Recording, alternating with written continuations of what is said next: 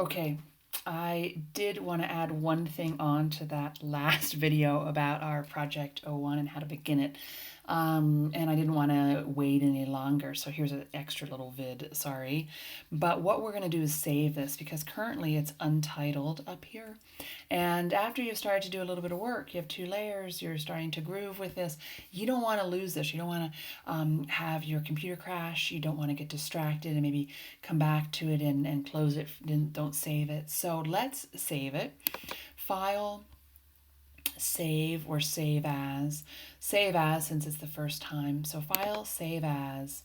What are we going to call this? We're going to call this Dove Project O1 is what I'm going to call that. I would very much appreciate, as the instructions say, for you to put your name to lead this off, because otherwise we're going to have a dozen or more Project O1s and it's hard for me to distinguish which of my students made them.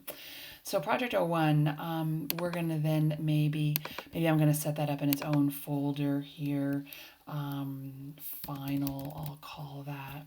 I'm going to create that and I'm going to save it.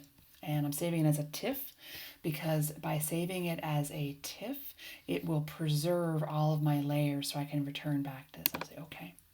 When I'm finally done with this, at the very end, I will describe how we're going to flatten these layers and save it as a JPEG, reduce its file size, because we really don't want it to be 66 megabytes and have you submit that via Moodle to me.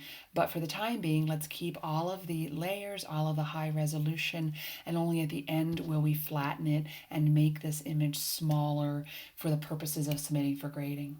Okay, thanks very much. I just wanted to share with you right away before you get too much further how to save that. Okay, so now I'm going to go on and do all 16 of mine and I'll check back in with you after that.